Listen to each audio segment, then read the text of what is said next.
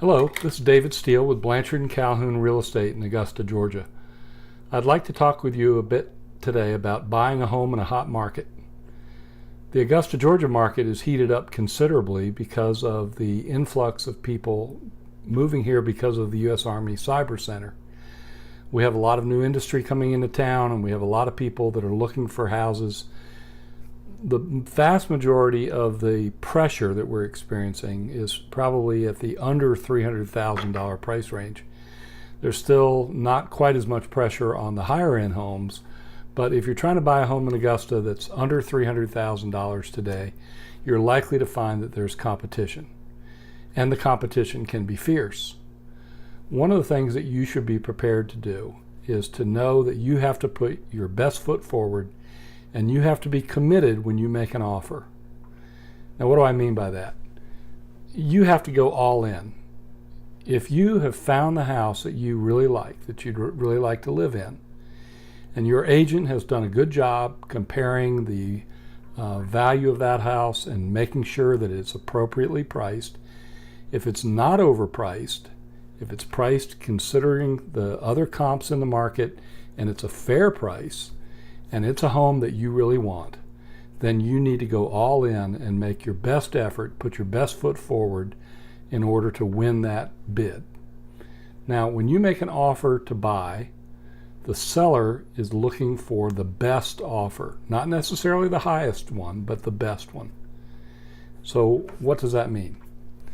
Well, just as it's true when you're buying a house, you make an emotional connection, a seller often makes an emotional connection with a buyer. And how does that happen? Well, typically a buyer is anonymous if the seller doesn't know anything about them. So what I encourage my buyers to do is to write a personal letter to the seller. Introduce themselves, tell them a little bit about why they love the home, that they'll be a good steward of the home, what it was that appealed to them, their family situation.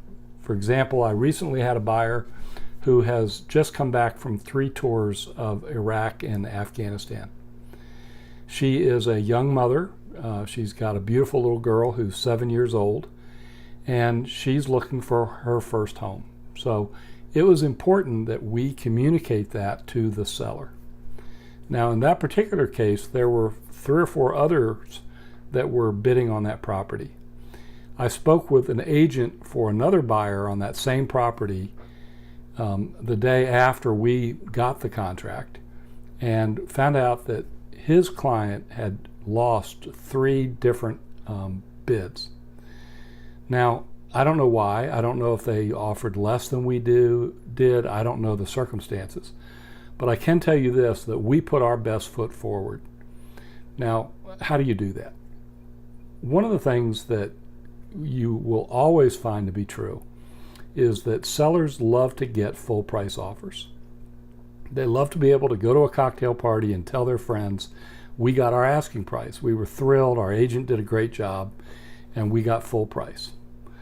What they don't mention is that sometimes that they contribute towards closing costs. Now, I tell my buyers it doesn't matter how the price is reduced, whether you ask for a lower price or you make an offer at a lower price, or you ask the seller to contribute towards your closing costs, the net effect is the same.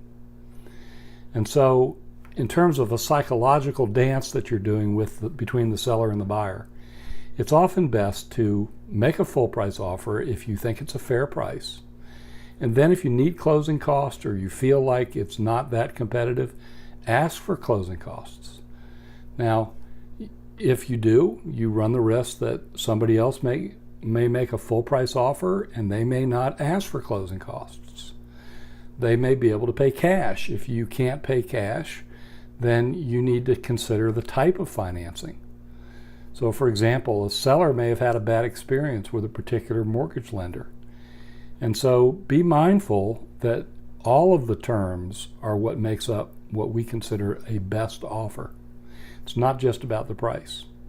So you have to consider the number of days to closing, the due diligence period, any particular stipulations that you've made. All of that comes into play when you're trying to make sure that you're the successful bidder on a home that's desirable that you really want to move into. So think about going all in. It's not true in every market that that's the approach you take. In some markets where there's lots of inventory, you can give low offers and you may be able to get better value that way. But right now in our market, there's very low inventory. Your agents should always be able to explain to you what the absorption rate is, how many homes are moving in a marketplace, how long they're staying on the market, and what you should expect, what you're up against if you're looking for a home. Now, if you're in a situation like I was when I came here 45 years ago with the military, I didn't have a lot of time, and so I couldn't be overly picky. When you're in that situation, when you're being transferred, when you're in the military, sometimes speed is more important than making sure that every jot and tittle has been addressed when it comes to your dream home. Conversely, if you are buying a second home or you're buying a move-up property, then if you don't get the first one, there's always others that will come available if you're willing to be patient. But keep in mind that if you've done the analysis and it's a fair price or even below market price, it makes sense to go ahead and go all in and move forward. Homes are going to improve in equity. They've only gone down once in my lifetime. They may go down again in value, but I doubt it. I think that most of the time it's a good bet that real estate is going to appreciate in value.